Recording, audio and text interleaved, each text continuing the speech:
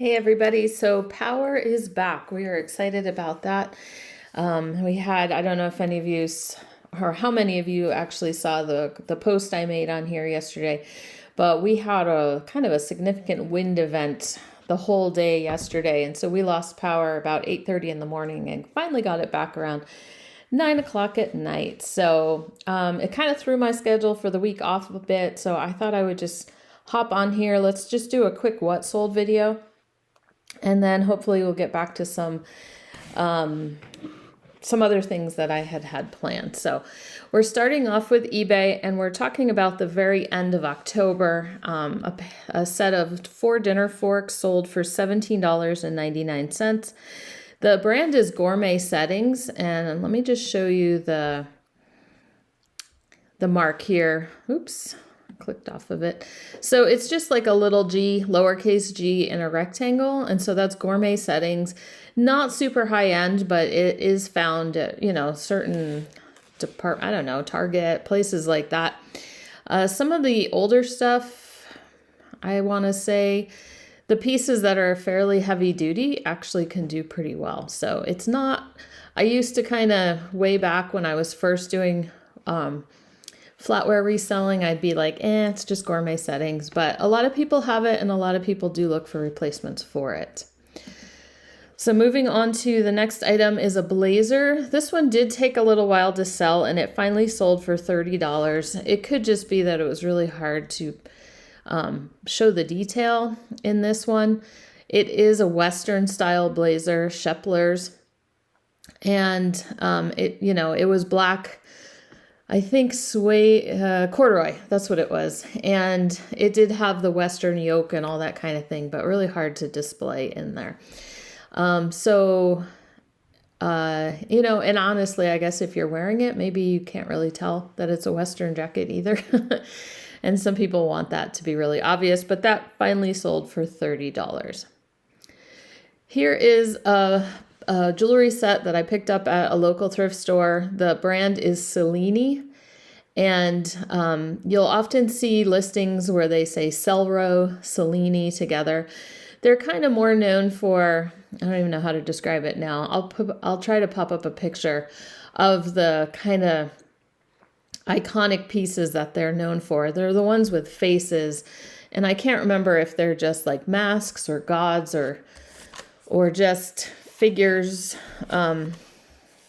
like Asian figures or something like that. I'd have to refresh my memory on that, but I'll try to pop up a picture here of what I'm talking about. But when I saw the name, I did recognize Miscellaneous as kind of being connected to that, and I figured there would be a buyer for this set. So I did sell them together, and they sold for $58.49. I love the color. I love the fact nothing was missing. And they probably did take, I don't know, maybe a few months to sell.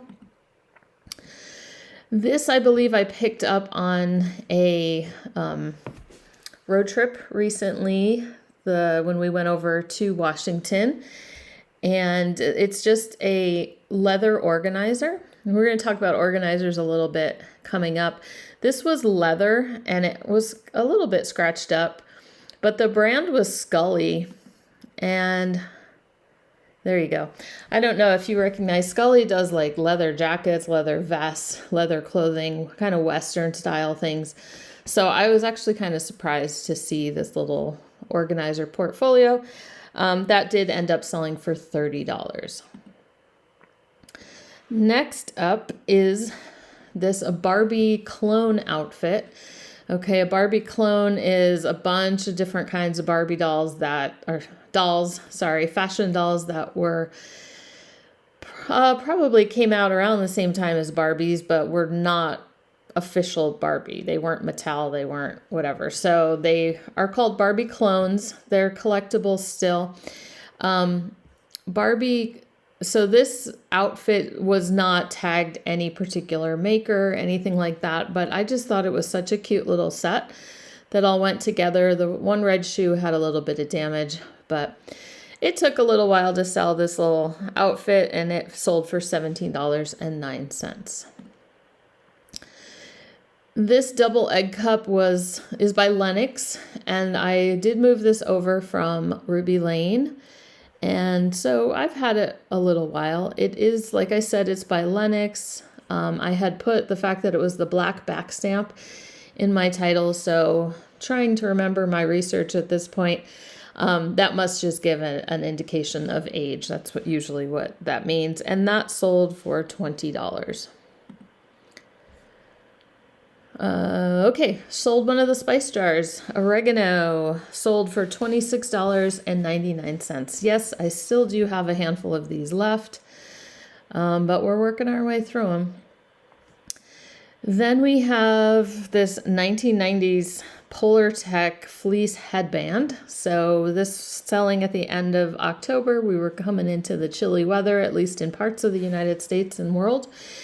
And that sold for $18.99. Very classic 90s kind of colors. Then we have this one WMF Cro-Margon. It's just one half of the salad serving set. You could use it as a serving spoon, but officially it's like it was 10 inches long. It should have another piece to it for the salad serving set. But it by itself, the pattern is Marlowe, and it sold for $17.99. Gotta love Cro-Margon. Okay, these I'm just sharing with you to show that I do get returns. So this pair of Bruno Magli pumps that I got at our clearance store had sold for $29.74, but the buyer returned them. I thought she said they were too narrow, which is what the AAA means. So not everybody knows that so much anymore, I guess. But anyway, or she said they just didn't fit. So I could be making that up. I don't know. So anyway, I think I've relisted them, and hopefully they will move on to the next buyer. So I was just kind of curious, maybe you guys know, were people's feet like narrower back in the day? I know overall people seem to have been thinner, but shoes, a lot of, especially designer shoes like Ferragamo's. A lot of times the ones we found were always like AAA, AA, more narrow than now. So I was just curious if that was just more of a thing, or maybe there's just, it could still be happening, and you don't find as many narrow shoes at the thrift store anymore. I'm just saying, it was mostly vintage shoes that I find this in. Okay, I'm rambling. This was a nice sale. This sold for $100 really, really quickly. I had gone to a thrift store that actually sells jewelry. There's not too many around here that do. And had hit it right after the lady who restocks it had been there. Got a bunch of vintage jewelry, and then this was in the case, and it was either $10 or $15. I'm thinking it was like $15. But I had known that these Joan Rivers interchangeable necklaces could be really good. So I went ahead and bought it. There is another version of this that has two more cabochons that I think are gold and silver. That one kind of looks silver. But I don't remember. Something metallic in there. So just two extra, like 12 cabochons instead of 10. And those were selling for like $150, $160, $170, a lot higher. But I popped this on there, and I think it sold that same day for $100 is the offer that I took. Okay, this set of spoons I have had for a little while. They are just floral. They kind of reminded me of MSI brand flatware, but they were simply marked rose and then stainless Japan. So they're just stainless Japan. We sold the set for $12. Next up, if you guys remember this, I was standing in this same area when I did a little haul video, and I shared this cotton flannel nightgown by Lands of Salzburg. My title's a little different. I had to adjust the price for a customer. It was a long story, but anyway, And I was trying to discourage anyone else from buying it until she could buy it. And so I took a lot of detail, took some detail out of the title. I don't know that it helped, but I put reserve for her. And I think she bought it fairly quickly, so it was probably unnecessary. This was a good find. Just it was new with tags. It's a good brand, Lands of Salzburg, to pick up. They have a more iconic flannel pattern that I've sold quite a few times, and you can usually spot it pretty quickly at the thrift store once you know it. And I'll pop up a picture because I'm in the mood to do that today. I'll do a little editing. Okay. These were so interesting. Okay, so I had recently in that month and in the month after had kind of gotten into kind of digging through my jewelry stashes and getting some more jewelry listed, and it's been selling pretty well. And so I was kind of digging around just looking for some new stuff to list, and I spent one day organizing, and I was trying to put things together kind of by category. And I came across this pair of clip earrings. Let me see. Oh, the lighting is not great on these. Okay, little clip earrings, and they were marked Napier. And I was like, oh, that's interesting. I have no memory of getting these. Like, I don't know if they were in a jewelry lot that I bought. I don't know if I just picked them up on a trip somewhere. Like, I have no memory of these at all. And so I look at them, and to me, they look like 90s jewelry. Like, they didn't, like, I was not expecting what I figured out. And so I was just like, oh, these are pretty. But then I looked at the mark. Let's see.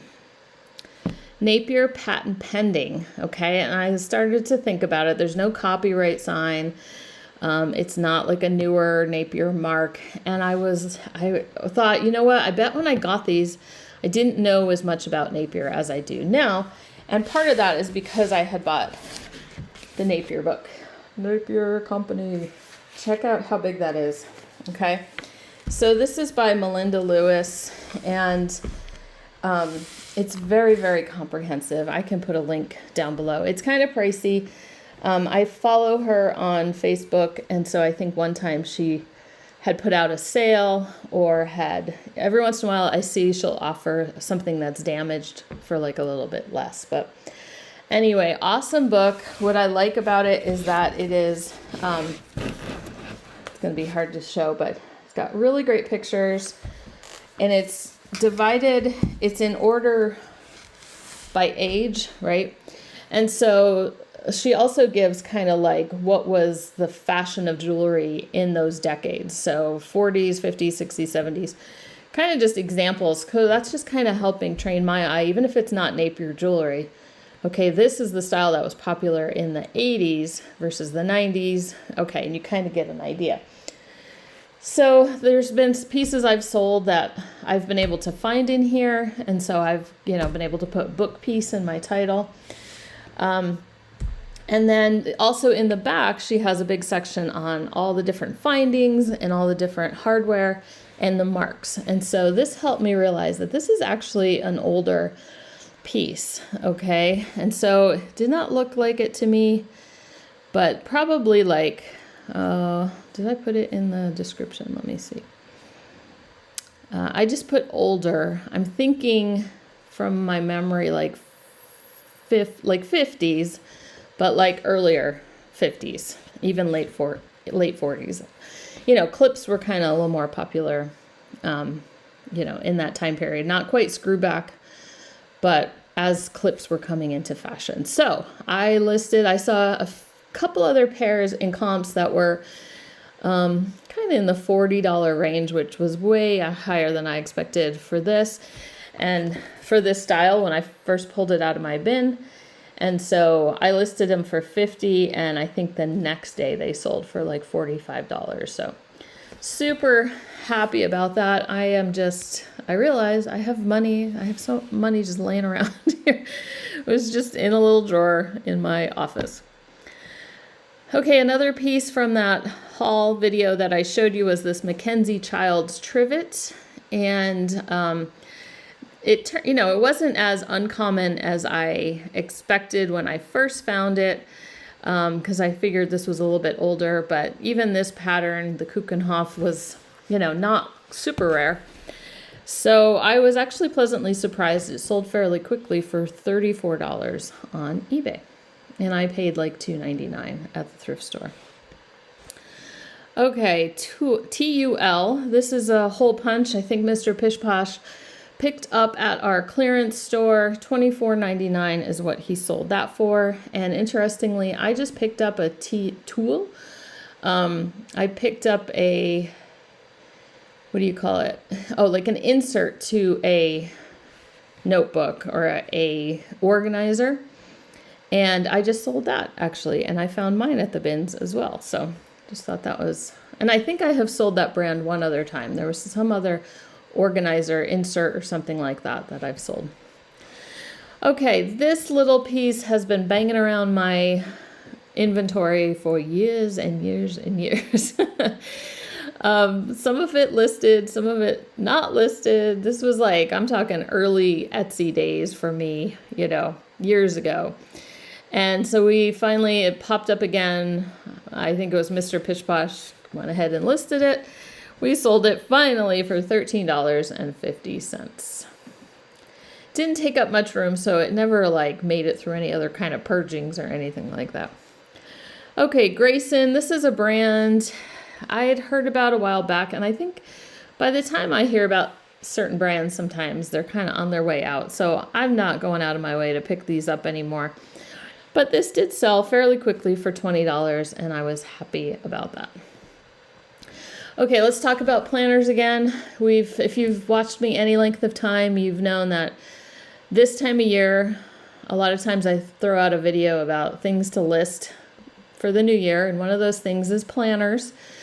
Because of people having their New Year's resolutions and wanting to get organized, and a lot of people do like the old school paper and pen. This Franklin Quest leather planner 7-ring sold for $50. Nice sale on that. So people still look for these, and honestly, I don't save these up necessarily. I just try to, if I'm hitting this time of year, I think, oh, do I have any that need listing? And I do. I think I showed you these in that haul video anyway. So yeah, I got to get the stickers off of those and get those listed ASAP. But yeah, so if you have any in your inventory, go ahead, throw them up there. It can be a good time of year for any kind of that kind of thing to sell as people look ahead to January. You guys have already seen this one in one of the mug videos I did recently. This one sold for $20. And that was the ugly face mug, in case you guys are listening to me and not looking. This cacique bra, this one actually surprised me. It sold really fast. Some of my other ones are just kind of sitting, but this one is not under wire or anything. It's a no wire bra. Sold for $28.99 a few days after I listed it. I was late in listing it compared to the other ones. This Otagiri seashell coffee mug sold for $20. Gotta love a good Otagiri. Now this brooch I saw at my thrift store, that same thrift store that sells jewelry, and it was in their little case, but not their expensive case, just their other case where they put the brooches. And, you know, I'm looking at it now and I'm like, I should have spun the little nose ring around. But when I first saw it, it reminded me of the buffed celluloid buttons that people collect. And I thought for sure it was going to turn out to be a button that had been modified, but it doesn't look like it to me. The pin looks original. And so I didn't really find any other like examples that looked exactly like this. So I just kind of threw it up there. It's super lightweight. There's not much to it. But it was very vintage, and so I think I listed it for $20 and we sold it for $17.10. Next up, that end of October, beginning of November, these I picked up at an estate sale on our trip. They are Cedar is the brand, the parent brand, and these are professional mops. Refills, these sold for $22. I think I paid a couple bucks. And then here's another example of something that, Lafayette 148 can be a good brand. It's kind of hit or miss. These took a little while, but I did list them.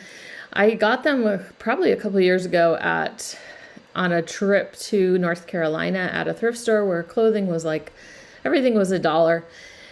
And I think they get leftovers from dry cleaners. And so there was a couple Lafayette pieces in there, nothing special, none of, the pieces that usually sell really well. But I had read some kind of trend report about tweed and trousers and things like that being good even on Depop and places like that. So I was like, well, these are listed. I'll just keep them listed for a little bit longer. And they finally sold for $19.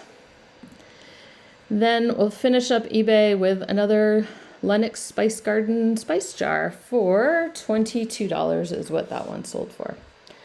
Okay, and then popping over to Poshmark for that week. Hey, look what it was. Another item I showed in this haul video. One of my favorite kind of bread and butter clothing brands for women, Ally Miles. And they all kind of have this artsy, art to wear, log and look style. This one sold really quickly for $26 on Poshmark. They're usually in that $25 to $30 range. Columbia Trailstorm hiking boots for women sold for $50. And then Skechers, these are slip-ins. They're a kind of a larger size 14. But they look like they'd hardly been used. They actually were, when I looked them up, the style was a few years older, but anyway, somebody wanted them on Poshmark. They paid $30. I tell you, Clarks and Skechers have become my favorite little bread and butter shoe brands when they're in good shape.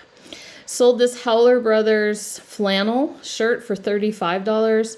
Howler Brothers generally is more of a Western style looking, like pearl snap kind of pieces. Those are the ones that actually sell for the most money. They're Western with embroidery up here. I actually just found a shirt and have it listed. But anyway, this is a flannel and it sold for $35 on Posh. Last one on Posh was this cool Revive beige outdoor fleece, okay, like a pullover. The picture, I'm looking at it now, this looks so gray, and it was really beige. I have never heard anything from the buyer, so hopefully they knew what they were getting. Anyway, $30 for that. Over on Etsy, let's look at a couple patterns. This Simplicity sold for $16. It's a vintage 70s pattern. Now, the fact that it's 70s is good, but what really bumped the price up on this one was the size. It was a 39 bust, and sometimes it's harder to find, especially in vintage, the larger size patterns, and so they can command a better price.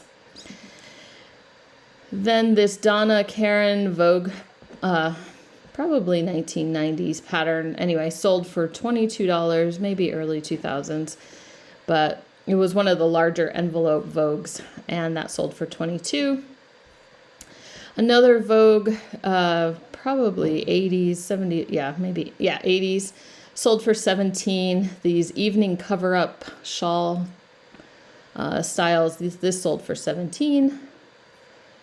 And then, one more in the pattern shop, $18 for this Simplicity historical costume of very all different kind of periods in history, but with the whole cottagecore thing going on, some of those prairie style dresses or colonial could do pretty well. Okay, over in the other Etsy shop, I think it was all flatware. This set of Oneida Trinity, there was 44 pieces. I looked at comps and things like that, and I decided I didn't really want to part it out, so I sold the whole lot for $75. Then Gorham teaspoons sold for $15. This is kind of another one of those no-brainer patterns by Gorham I'll pick up. Hacienda always seems to sell, even if it's not big money. And then these little silver-plated demi-tasse spoons, they were French. I'll show you the little markings. The markings were not on the back. They were in the bowl of the spoon. That's kind of common with French. And then, you know, I had some other markings, but sold for $24. Okay, that does it for me for today. I got to go play catch up on some other things that I didn't get done while our power was out. And I hope you guys are having a great, busy month. I know it's crazy busy for a lot of people. Feel free to leave a comment down below, your best sale of this past week. And I will hopefully see you soon.